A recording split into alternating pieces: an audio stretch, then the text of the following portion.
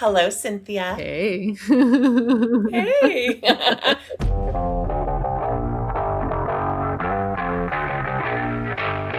Welcome to the Marketing Duo podcast, the podcast where marketing experts Cinthia of Digital Bloom IQ and Jen of Jen Vasquez Media come together to share their wealth of knowledge and insights on scaling your business. Each episode, Cinthia and Jen dive into the latest marketing strategies, mindset shifts, and also growth tactics specifically designed for ambitious female founders who are tech savvy and eager to enhance their marketing game. Whether you're looking to fine-tune your approach or discover innovative ways to accelerate your business, the Marketing Duo podcast provides actionable tips and inspiring conversations to help you reach your goals. Tune in for a blend of practical advice and empowering discussions tailored to help you thrive in the ever-evolving digital landscape.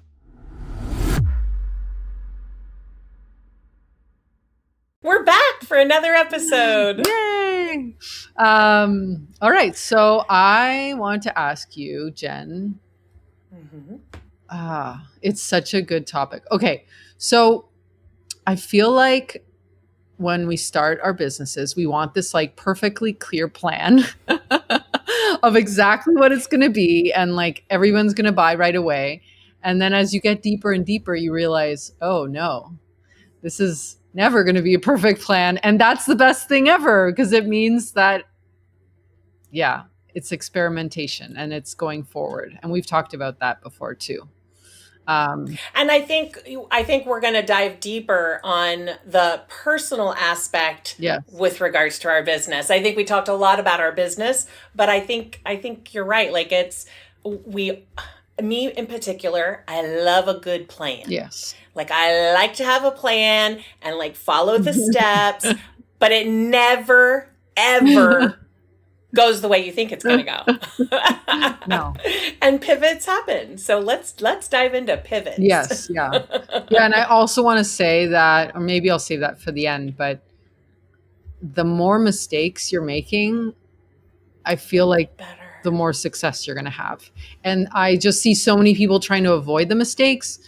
And that I feel like that's not where the success is going to be. Yeah. I mean, it's literally wasted time. Yeah. Business is, I could list 8,000 services that I wanted to offer and like wanted to put something together and did a whole Google Doc and all the research. And then I sit on it because I know myself. Just because the idea is a good idea doesn't mean it's something you need to implement. Exactly. And that's the hardest thing to know in your business. Is it the right time? Is it all the things? Yes. So I can't wait to dive in. All right. So if you want, I can go into some of my pivots and then you can tell me about some of your pivots. And the idea too is that we can normalize this for you listening. Like if you are looking at doing a pivot right now and it's freaking you out, that's okay. It's good. It's okay. Like you'll be okay. Or if something is feeling like kind of stuck or off, and again, you're like just not wanting to uncover that, that's okay too. Like it's okay for you to want things to, I guess we look for that safety, right? And that can be hard sometimes. Okay, so let me talk about some of my pivots. So when I started, the first thing I offered in my business was Google Analytics services for small businesses. And that was because I was just coming out of a corporate job that's all I had done. I hadn't even used Google Analytics, but I had done web analytics. I might even have called it web analytics services for small businesses. Now, I quickly or not so quickly realized that for a small business, looking at something like Google Analytics wasn't just hard, but it wasn't always easy to make, and that's something I did. I taught people how to look at it, but it wasn't always like the highest priority in their list of things to do, right, as a small business. And that's because small businesses are usually sometimes on smaller budgets. They've got limited resources. And so, yes, Google Analytics, I still feel is an incredible tool, especially because it's free. but it's almost like a whole other skill set that if you list all the things we need to learn as a small business, it might be down at the bottom in terms of priorities, right? So I would say it took me probably a year and a half to decide, hey, I like this Google Analytics thing. I see people need it, but I need something else. And that's when I pivoted to SEO, because it was very much connected with Google Analytics already, like data. It had this psychology element. It had this website experience element. It had this content creation element that I already knew about. And it just felt really fun. Like there was just like something in me that was like, oh, that's fun. Like I can do that. And so that's when I pivoted. I would say the other big pivot was when my daughter was born, or before she was born too, is like I started to realize I can't do this alone anymore. Like I need help. I want to be able to enjoy my momhood time, and I want to be able for my business to help as many people as it can without it needing my time personally. So that was another, important pivot in terms of internally looking at the systems and looking at, how am I creating a methodology that anybody could implement? How am I creating a brand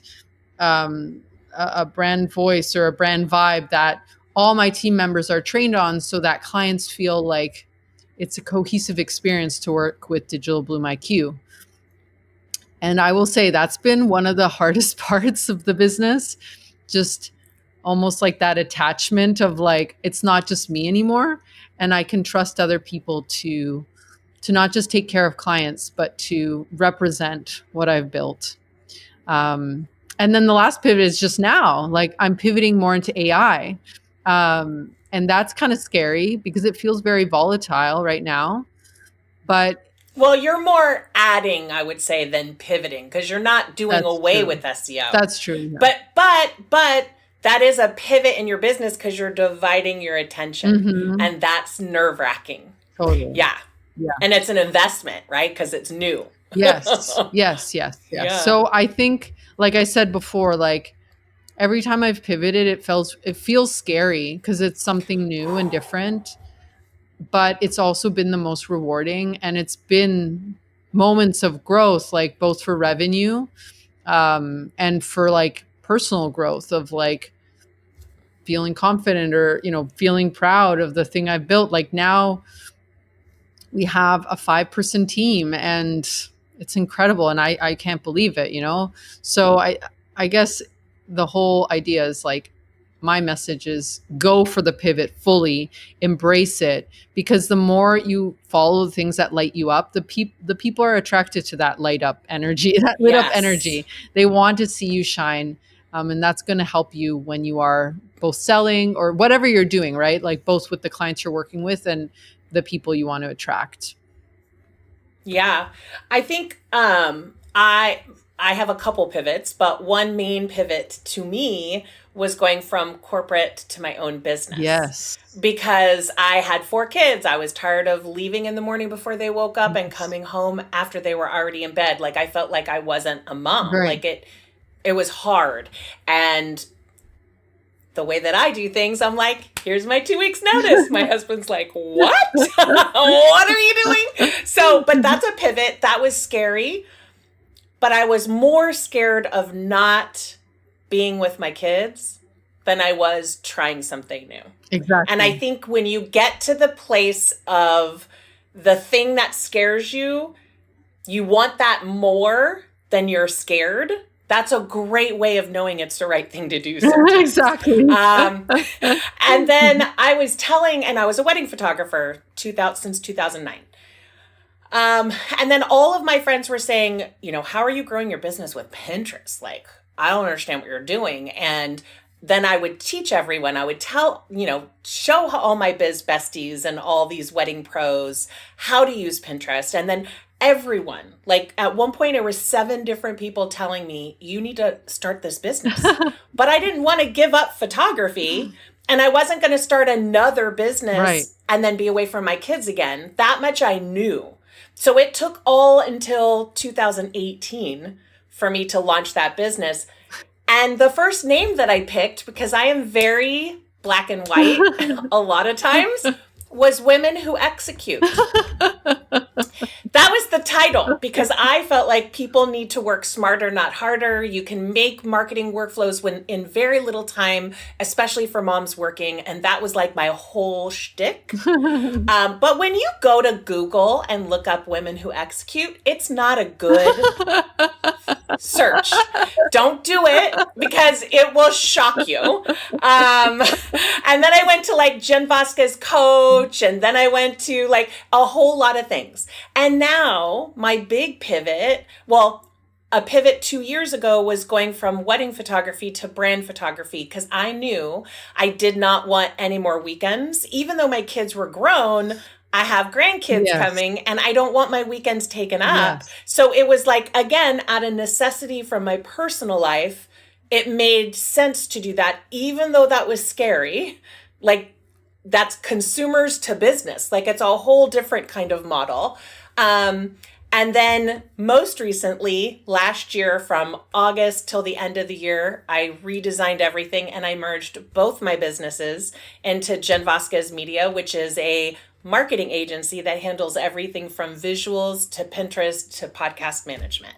So, and all of those pivots started with my family needs. I would say family obligations, but it's not an obligation. It's just what I want. I want to be involved in my family. Yes. And the other pivot, and when I got a team, because I was doing this all myself, all the way up, running both businesses until 2020, when COVID hit, and I had 0 weddings at that time, as you can imagine. And I'm in California. Right. So we were actually closed down the longest than anywhere in the country. Like we were closed down first, and we were the last to open up in the Bay Area in Northern California. And it still wasn't until 2021 when I ended up in the hospital, 2 weeks in the hospital, getting ready to go on a ventilator, that I was like, what are my clients going to do? Right. Like, I was working from my hospital bed, literally every single day. And so that at that point I said, I'm not doing this anymore. I hired a VA. Now I have a team of 3.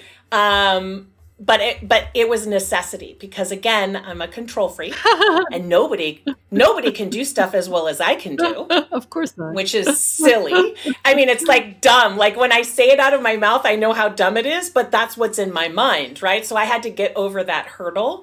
And now we're probably looking to bring on a third at this point. So yeah, there's a lot of pivots and a lot going on, but I will say it all started from something personal. Yeah. My personal life. And I just knew that when I decided to start my own business, that I was going to do it on my terms, and I was going to make it work with me still being able to be a mom. And even now taking Tuesdays off to go play with my grandkids, like my business literally revolves around my life, my personal life, and I won't change it any other way. It's so interesting how we've had very similar journeys, because I feel the same way. I feel like when I started, I had all the time. I mean, now I look back, I had all the time in the world. Like, and I moved. Hey, when you have a kid, you realize that you were wasting time. Let's just put it that way. I always joke with my partner, like, what did we even do on weekends? And like, it was like, I think we just would lie around. But like, what do you mean we would lie around? Like, what does that even look like, right? Like, to just lie around. Sleep in? Have you even heard of sleeping in lately? Like, no. I feel like I had I feel lucky. It was hard to start because I felt really isolated. Then, I started making my online business friends online and stuff, but it still feels sometimes isolating because you are kind of creating this thing that no one sees, right, in a way. And I would do, like, all my time would probably, it would mostly go to the business. And then when my daughter was born, everything changed, but the business kept growing. There was like a plateau year there, but nothing fell apart the way I thought it could. And if anything, having my daughter, just like what you're saying, like when you have Made you purpose, focus easier. yes, when you have your purpose Yeah. behind your family, or, if you don't have kids, maybe it's your dog or your cat or whatever, Or your significant yes. other, whatever it is. Yeah, Yeah. it makes it almost easier to know what you're creating. And so suddenly there's no time to waste. It's like it's this or it's this. There's no other option. And that also, it does make, I feel like some now, like I still all the time, like things are hard for me in my business, but it's also easier because it's like I don't have to worry about what I'm creating anymore. It's like it's so clear in my head. Yeah. And I will say what you mentioned earlier, I want to like double confirm that. When I'm nervous about doing something, I have learned over these 15 years of being a business owner to lean in. Yeah. Because when something makes me nervous, there's a real good opportunity there. I have good instincts, and I used to never trust them. I would want to talk to 85 people. I would want to then, make a whole landing page for like all these things before you even see if it's a viable thing to do, right? Yeah. And now if I have an idea, I just do it. Yeah. And if it turns into like with the podcasting, I didn't even know that it would turn into anything. And now we've got people coming and asking for the help. So lean in, just practice leaning in a little bit. Yeah. Trust your gut. Like if you're nervous and you feel sick, probably don't lean in. But if you're nervous, like getting up on stage and talking in front of a crowd type nervous, that kind of excited butterfly, oh my God, I don't know if I am ready to do this, you're probably ready. You're ready. Yes, absolutely. Yeah. Yeah. And if you're too calm, maybe that's not a good place to be either. No, like you need to be excited about it. Like I think a lot of people, the longer they're in business, they think that it's not exciting anymore or not fun anymore or whatever. And if that's the case, that's when you need a pivot, right? Absolutely. Like if you're bored, change it up. Yeah. Yeah. Just change it up. Yeah. And I want to share, because you shared your first business names. I have to share mine too. Oh my gosh, I can't believe I said that publicly. So this is going to be super embarrassing. But guess what? We all make these mistakes. So it's cute to look at. So the first name I had for my business was called Digital Metamorphosis. And wait. I'm laughing because the idea is great. The idea is great. Oh, so good. But just like a child's name, if you can't run out into the middle of the street and yell first, middle, last name of your kid, might not be the best name for your kid. Same thing for a business. I recommend searching online because you want to see what searches come up for your business name. Yeah, no, it was just this thing that came out of my brain of like, I like this transformation. And when you're starting your business, you think all your names are great, right? Because you're like, this is incredible, Digital Metamorphosis. Like, yes, it just sounds so. And then, I was like, okay, it's a little bit long. I can't even make it a brand photo. Can you spell it? Can anybody spell it? Like, that's the key, right? Well, and even our podcast, we had some great names. But in the end, we wanted the name to signify what you were going to hear in the name. So marketing duo podcast, like it's so simple. Yeah. But believe me, we went through a lot of names. And then the other name I had, which was even more funny. Well, it was just, again, my brain, like Digimorphs, which sounds like a Pokemon. Oh, but like that's kind of a cool name. That is kind of a cool name, but it was name. Still too like conceptual. It's not really. And I think Digital Bloom IQ, like that just brings it. Yeah. That it's like up leveled. It's like elevated.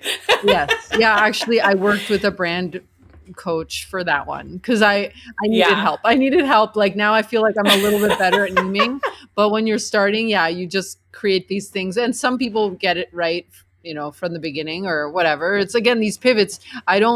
Now looking back, I like love that I went through that name transformation. And I That love that, like, process. Yeah. I'm now able, we're redoing our site for Digital Bloom IQ. And now it's even a new experience because I'm having my team design it. And I'm like, whoa, what's this like? Like, I used to hire someone and now I'm rehiring my team to do it. And like, oh, it's a little awkward, to be honest, because it's like people I work with. So I'm like, okay, like, but it's incredible, right? So I love the transformative element, and it's also so scary sometimes, and it just feels like you can die even though you can't, right? But it's Yes. just part of that Yes. process. Yes. And I'm very happy for where we ended up. Yes. Yes. And guess what? We're going to be making more pivots. Yes. So be prepared, because I think pivots, in my opinion, my dad has always been a business owner, and he would always say, like, do it your way. Do it the way that you want to do it. Because if it's your own business, and you do have a level of stress when it's your own business than if you're working for someone else, right? There's just a stress of keeping it all together. But if you're doing what you love and what lights you up, then you're never wrong. And he said, like, he owned one business for a couple years, and then he sold it off, made money, and did something else. Like, it doesn't have to be permanent. We all want to have this business that, like, grows into an Amazon, but really, do we? Like, I think the glory of being able to change things up and work with people or not work with people, have certain services, or maybe that service doesn't work for you anymore and you don't enjoy doing it. Stop doing it. Find something else. Like, that's the glory of owning your own business. You have to find that sweet spot where you're like helping the people you want to help and doing the thing you want to do. There you go. Bottom line. Mic drop. I can't drop this mic. I'm going to make so much noise with it. It's a heavy one. Oh my gosh.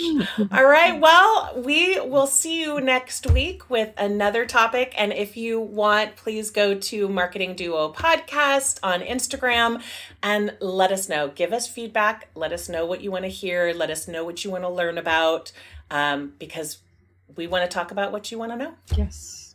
Love it. Awesome. Thanks, Jen. Okay. Bye. Bye.